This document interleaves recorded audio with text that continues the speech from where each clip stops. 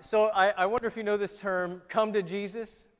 Come to Jesus moment. It's actually been pretty popular lately. I looked it up on Google. It really peaked somewhere around 18 months ago, and it's entered our common parlance to mean just this enlightenment, this moment where you kind of realize what's up, what's down, and maybe the things that you've been doing you shouldn't be doing, or you should be doing some other things, or really what's meaningful. What's the purpose of why you're doing whatever it is you're doing? And that's not wrong, it's very right. But I think the way that we use it in our modern context anymore has forgotten one part about the come to Jesus moment. It's the coming to Jesus. Right, the whole purpose of coming to Jesus is to realize that you should be going to Jesus as opposed to any other direction that you want to go. And what it looks like in our life is we have these plans, solid plans, good plans, and we're going to follow them. And we're going to follow them through, and we're going to work at them and stay with them, stay on the course. And these could be big, grand plans, whatever you've got going on, right? Like 10-year, big scheme, big picture, big project plans. Or it could just kind of be on a smaller level, like, hey, you know what, I'm just going to make it through this week. I'm going to make it through today. I'm going to make it through this service. I'm going to do whatever I need to do to make those ends meet. These are great and grand plans, but when we have this come to Jesus moment, what we realize is in all of these plans, the big ones and the little ones, there's something missing. And it's Jesus, and so we have to change directions and go and find Him and do for Him. And there's two things I want to bring up here. The first is that the stronger a conviction is, so the more you think you should be going one way, or anything for that matter, any conviction that you hold, the stronger it is for you to change away from that conviction. Something equally strong has to be put in its place. It's not going to just switch for nothing. It takes something just as great to change from your great grand plans. And the things that are the greatest for us, the things that we hold the most, our convictions that are the strongest, are the ones that are most closely related to our identity. Who you are, the things you tell yourself, what you were brought up to believe. Those things that are part of your identity, they don't change easy, and the closer they are to who you are, the less likely they are to change. And we know this because, we call it getting stuck in your ways. Right? Well, what does that mean? It means it's been like this for so long, I've liked it, it's who I am, I don't want to change it. One of the things that this manifests, and you know what I'm talking about, I don't really need the picture, but I'm going to show you the picture here, is midlife crisis man. Midlife crisis man wants to be cool. He wants to be hip and happening. He wants to be 20 again. All right, gentlemen, never wear golden shoes. Just don't do it. We can talk about frayed pants. We can talk about all kinds of things, right? But midlife crisis man is somebody, gentlemen, who says, I'm still young, I'm still with it, I can be all of those things that I once was 20 years ago. I'm not, getting older or whatever. And so we, gentlemen, this is something that apparently men love to do, we disregard all of the evidence around us. Never mind what people are saying or think. You know why? Because, hey, haters are going to hate, that's all. And so you don't need to listen to them. And while you're thinking that you're so awesome and everything you do smells like roses, right? You're going to stop and you're going to take a picture of just how awesome you are. When you take that picture, you are not going to see the dumpster fire that is your life going on in the background. But I promise you that if you have focused so much on the wrong things, you're going to find a dumpster fire. You might not realize it. And other people may be telling you, and you're just going to call it haters. Because casual conversation, isn't going to change what you know to be true, which is that you're hip and happening and you're with it, and these golden shoes are awesome and you're rocking them. I promise you, you're not rocking your awesome golden shoes. Now, we laugh, it's fun to laugh at midlife crisis man. And if you've been there, I'm sorry, and if I get there, please tell me. We have these things, right? We all have these things. They manifest in all of us in different ways. Maybe it's not golden shoes, maybe it's other things, but you have them, I have them, or if you haven't gotten through them, you will have other ones that you will still have to get through. It could be fear of failure.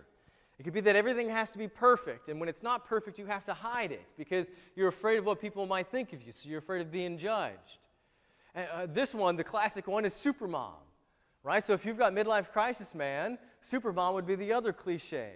The woman who works a full-time job, but also comes home, cleans the house, feeds, cooks the family, mows and waters everything, irons everything, does the laundry, does all kinds of things, and of course, still has to be a wonderful spouse to her husband.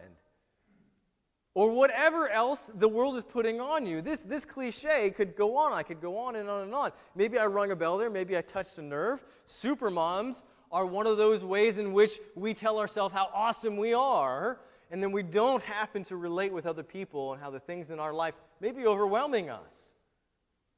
Maybe you're caught in a sandwich generation. Do you know this one? The sandwich generation is where you have aging parents that you have to care for, right? Mother or father is ailing, and they need your care, and they need more and more of your time, and you are the one called upon to care for them.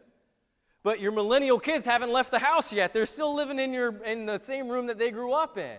And so you're stuck caring for your parents and caring for your kids. You're stuck in the sandwich generation. You can't get out. This is going to weigh on you. And you feel that this is your responsibility, your duty, and you have to do these things, and rather than call on somebody else, you can handle it.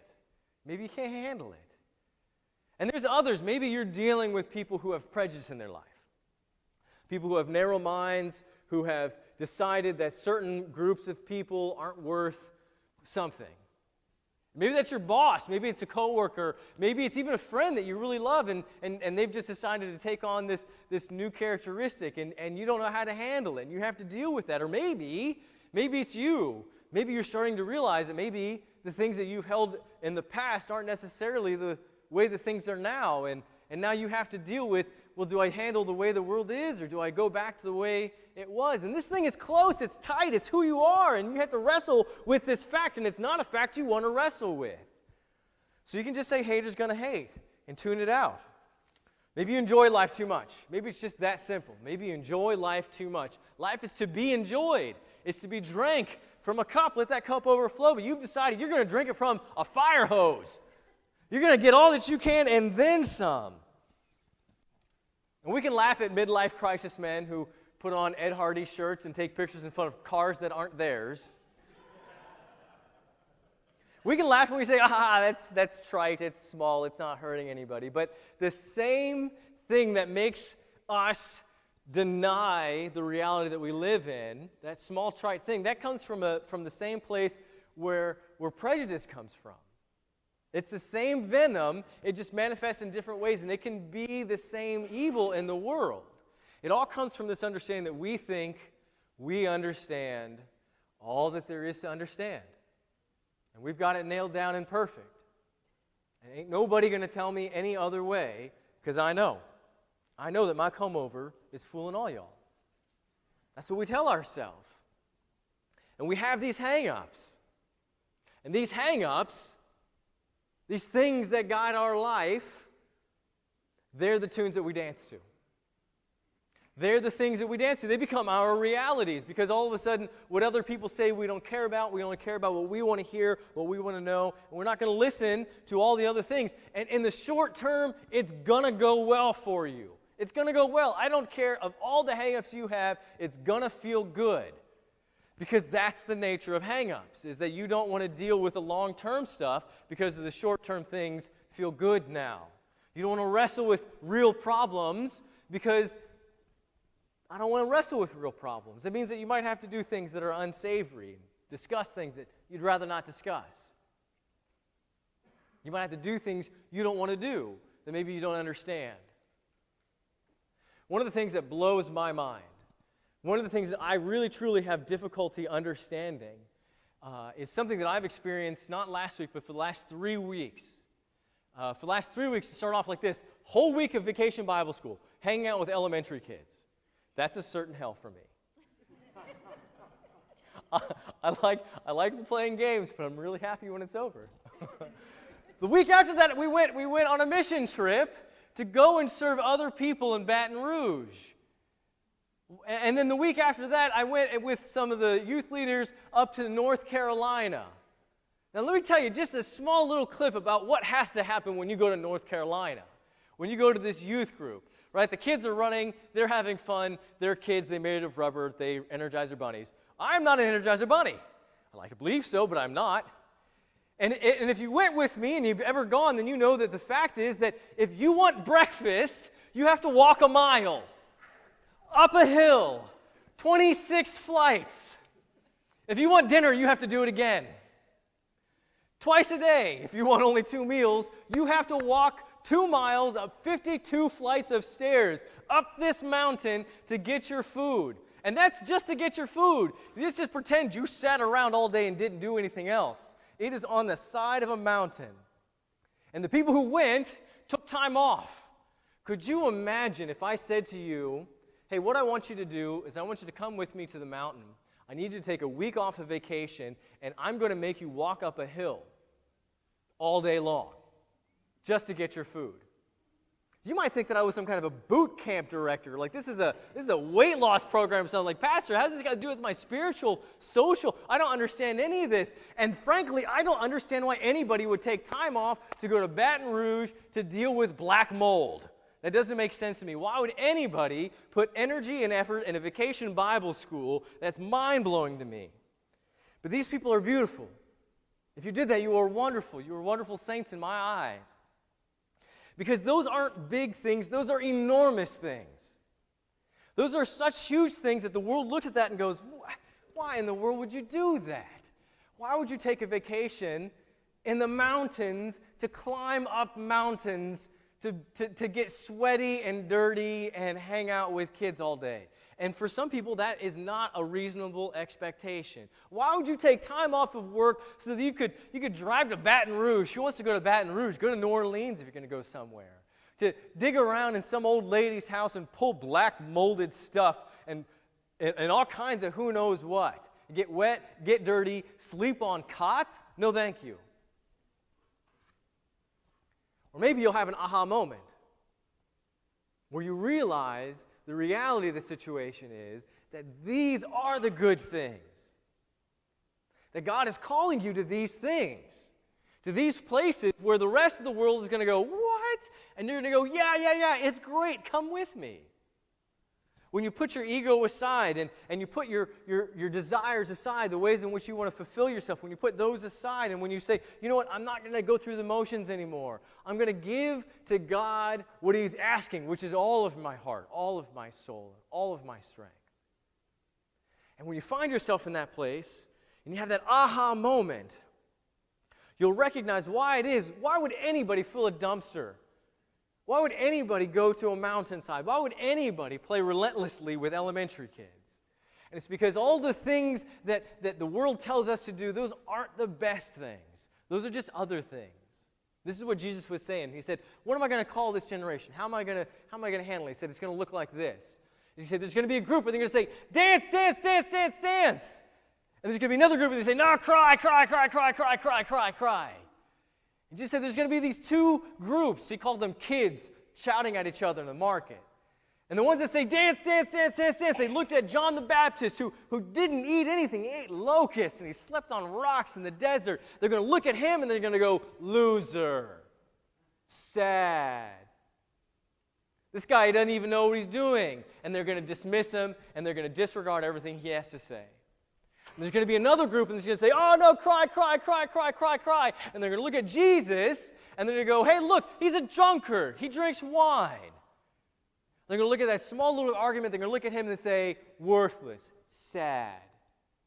They're going to disregard everything he has to say. And this is what Jesus was trying to tell us. There's going to be these groups. Sometimes they're going to say, cry, cry, cry, cry, cry. Sometimes they're going to say, dance, dance, dance, dance, dance. Sometimes they're just going to say, come over. And it doesn't matter whatever they tell you, they're going to look at a message that they don't like. If they say dance, they're going to look at John, they're going to say, hey, he's got the Word of God. No, he can't have the Word of God. It doesn't match what I want it to be. Disregard. Or if they're in the cry group, they're going to look at Jesus and say, oh no, his message doesn't match what I want. They're going to disregard it. This is what Jesus is trying to tell us. That if we listen to the groups in the marketplace, We're going to get lost with all the things. We're going to have our head filled with all the ways in which they're telling us. And then when the message of God comes to us and He calls us and He says, look, I have a mission for you. I have a calling for you. I need you to go to Baton Rouge. I need you to go to Cuba. I need you to go down the street. We're going to say, nah, I'm not hearing that right now. We're going to dismiss it because we don't like it, and we're going to disregard it. Just like the kids did in the Bible parable that Jesus was telling us about. And that message, dance or cry or prejudice or self-indulgence or perfectionism or whatever else you want to put in that place, these are just weights that the world puts on us. Things that we accept, and we don't need to accept them, but we accept them anyway, and they weigh us down. They stop our options. They conscript our minds, and they say we have to act like this and be like this, and that yoke gets heavier and heavier. The more that we take on these things of the world, the less we have options, the less choices we have. If we have to be perfect, if everything we do has to look awesome and is amazing, then we can never fail, and then we'll never try something that might fail. If we decide that somebody isn't worth our time because of the color of their skin or because of their political point of view, then we might lose the blessings that God gave innately to that person because we don't want to look at it. And that is a burden that I don't want to wear. Which is why Jesus said, my burden is light. Because we don't have to worry about being perfect. We don't have to worry about political parties. We don't have to worry about having it always right because in Jesus, He'll get it right. And we just do Him, everything will go well for us. And when we realize that the things that we take on from the world are just weights that we don't need, then we will truly understand that His yoke really is the light yoke.